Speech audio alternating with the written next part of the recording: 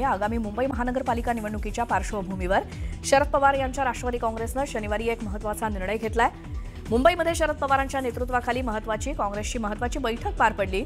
या बैठकीत शरद पवार यांच्या पक्षानं निवडणुकीसाठी उद्धव ठाकरे आणि राज ठाकरे यांच्याशी युती करण्याचे संकेत दिलेत। सूत्रांच्या माहितीनुसार राष्ट्रवादीच्या आजच्या बैठकीत मुंबई महापालिका निवडणुकीत युतीसाठी उद्धव बाळासाहेब ठाकरेंच्या शिवसेनेशी चर्चा करण्याचा निर्णय एकमतानं घेण्यात आलेला आहे। भाजप सोडून इतरांसोबत युती करण्यास हरकत नाही, समाजवादी पक्ष किंवा मनसेसोबत देखील युती करण्यास हरकत नाही, अशी एकंदर भूमिका राष्ट्रवादीच्या आजच्या बैठकीमध्ये मांडण्यात आली।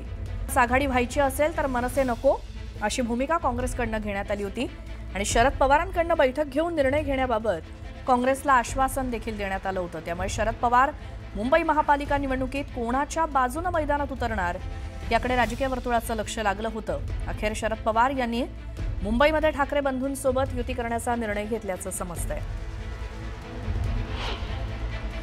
काँग्रेस नेत्याची तुम्ही समजूत काढणार का की आपण एकजूट राहिलं पाहिजे जर भाजप विरोधात लढायचं? साहेबांची भूमिका दिल्लीपासून गल्लीपर्यंत स्पष्ट आहे की भाजपला पराभूत करण्यासाठी जे करता येईल ते करावं। म्हणजे समजूत काढणार, मनसेला सोबत बोललो तेवढंच बोलू। तर एकत्रित निवडणुका लढवण्याची सगळ्यांची भूमिका आहे।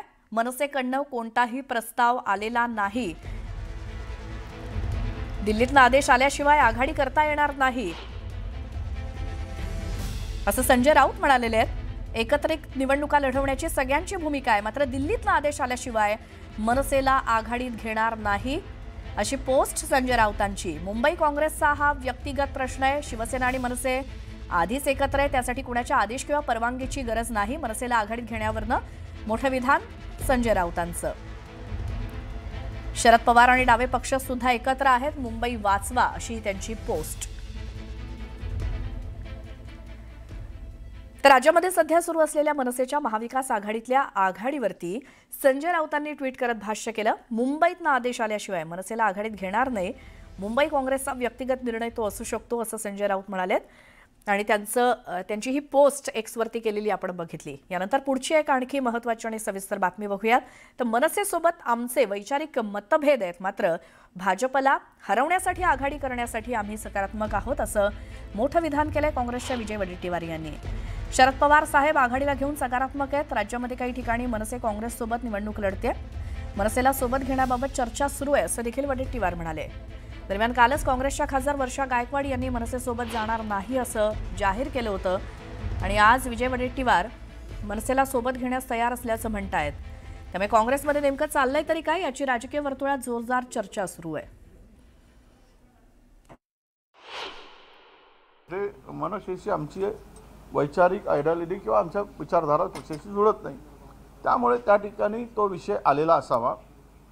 पण पवार साहेबांनी जे भूमिका घेतली की आपण आघाडीत लढलो पाहिजे, त्या संदर्भात आपण सगळे मिळून भाजपला हरवण्यासाठी, भाजपसारख्या या धर्मांध शक्तीला संपवण्यासाठी एकत्र येण्याची आवश्यकता आहे आणि त्या संदर्भात आम्ही सकारात्मक आहोत, असं माझं मत आहे। तुम्ही मनसेसोबतही निवडणूक लढवायला तयार आहे असं त्याचा अर्थ काढायचा का? ना, असं आहे की काही ठिकाणी मनसेबरोबर आमच्या महाराष्ट्रातील काही भागामध्ये आघाड्या बनवून ते पुढे गेलेले आहेत। त्यांना वाटतं की ते भाजपला हरवायचं आहे तर आपण पुढे जाऊ। काही ठिकाणी लोकांनी ठरवलं की नाही जायचं, आम्ही स्थानिक पातळीवर सोडलं आहे, पण पवारसाहेबांची भूमिका नक्की सकारात्मक आहे। त्या संदर्भात थोडासा विचार झाला पाहिजे, अशी आमच्या लोकांची भूमिका आहे। या संदर्भात चर्चा सुरू आहे। तर विजय वडेट्टीवारांनी मनसेबाबत जी भूमिका मांडली आहे ती प्रदेश काँग्रेसबाबत मांडली असेल, असं वर्षा गायकवाड यांनी म्हटलं। आम्ही मुंबई काँग्रेसचा निर्णय घेतलेला आहे, मारझोड हाणामारी करणाऱ्या पक्षासोबत जायचं नाही, हा आमचा निर्णय झालाय, असं वर्षा गायकवाड म्हणाल्या। विजय वडेट्टीवारांनी जे बोललेलं आहे ते महाराष्ट्रासंदर्भात बोललेले आहेत आणि महाराष्ट्रासंदर्भात जी भूमिका घ्यायची स्थानिक लेवलला, त्यांच्या गडचिरोली असेल किंवा चंद्रपूर असेल किंवा स्थानिक लेवलला जे निर्णय घ्यायचे ते तिथल्या नेत्यांवर सोडलेले आहे। पण मुंबईच्या बाबतीमध्ये आमची भूमिका स्पष्ट आहे की आम्ही जे आहे ते मुंबईच्या संदर्भामध्ये संविधान सर्वांना बरोबर घेऊन जाणं आणि लोकशाही मानणाऱ्या सर्व पक्षांच्या बरोबर आम्ही जाणार आहोत। आम्ही कायदा सुव्यवस्था मानतो आणि आम्ही सर्वांना बरोबर घेऊन जाऊ इच्छितो। जोडण्याची भाषा करतो, आम्ही तोडण्याची भाषा करणारी नाही। तर काँग्रेसच्या खासदार वर्षा गायकवाड यांनी मनसेसोबत जाणार नसल्याचं जाहीर केल्यानंतर आता मनसे नेते संदीप देशपांडेंनी काँग्रेसवरती घणाघाती टीका केली. काँग्रेस पक्षाला थेट अमिबाची उपमा देत संदीप देशपांडेंनी काँग्रेसला चांगलंच डिवचलंय. काँग्रेस हा अमिबासारखा पक्ष आहे, काँग्रेसमध्ये सगळ्यांना पाय आहेत, पण मेंदू कोणाकडे आहे असा खोचक सवाल उपस्थित करत त्यांनी काँग्रेसला जोरदार टोला लगावलाय. दरम्यान त्यांच्या पायाला उत्तर देण्याची गरज नाही अशी टीकाही त्यांनी केली.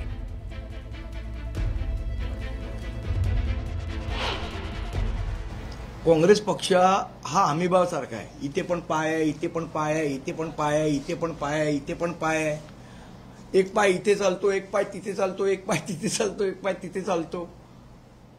मुळात ब्रेन त्यांच्याकडे कोणाकडे आहे, म्हणजे मेंदू म्हणजे निर्णय क्षमता या पक्षात कोणाकडे आहे, पायांकडे आहे की मेंदूकडे आहे.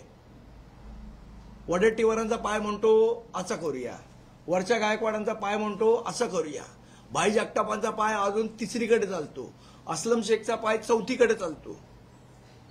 मेंदू कोणाकडे आहे? पाय सगळ्यांचेच चालत आहेत, मेंदू कोणाचा चालणार आहे?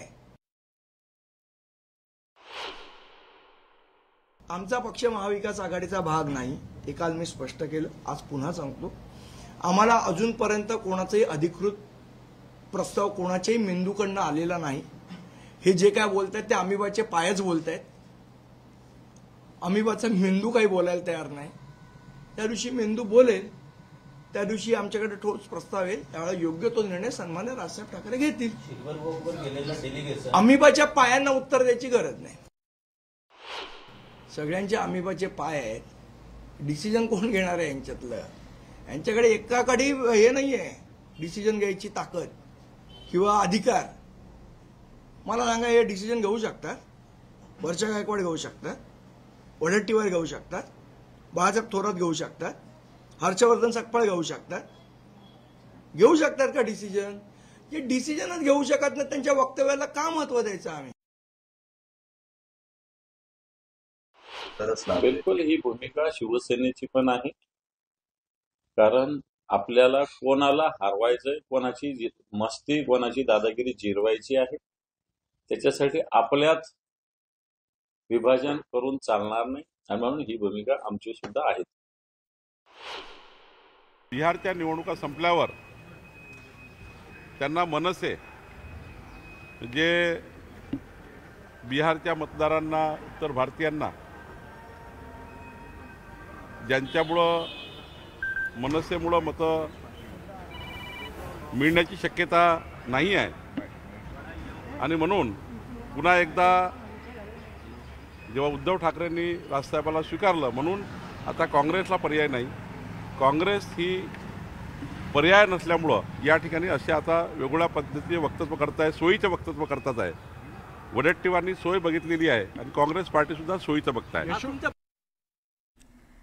पुढची बातमी बघूयात. रोहित पवार यांनी गिरीश महाजनांवरती जोरदार निशाणा साधलाय.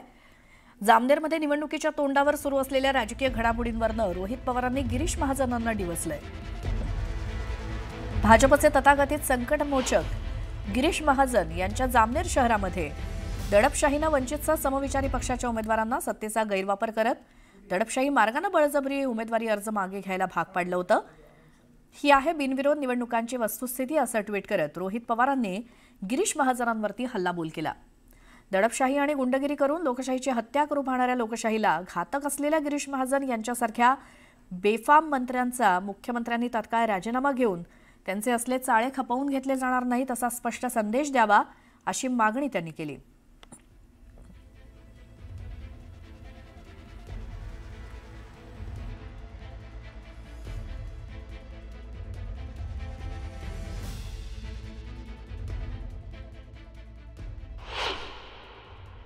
मला सांगा, गिरीश महाजनांचीच बायको काय येते, रावलांचीच आई काय येते? एखाद्या सामान्य कार्यकर्त्याची बायको किंवा कार्यकर्ते निवडून आले बिनविरोध भारतीय जनता पार्टीकडून का होत नाही ते दाखवा. गिरीश महाजनांचीच बायको का, रावलांचीच आई का, मंत्र्यांची म्हणजे जे मोठे सत्ताधीश आहे यांच्याच का? मग एखादं मी म्हणेल चला सोडा, आमचं सोडा. भारतीय जनता पार्टीच्या एखाद्या सामान्य कार्यकर्त्याची, सामान्य कार्यकर्ती किंवा कार्यकर्ता का बिनविरोध निवडून नाही आलेला? त्यांच्यासाठी कोणी काही करत नसतं, स्वतःसाठी ते करतात आणि त्याचे ते परिणाम.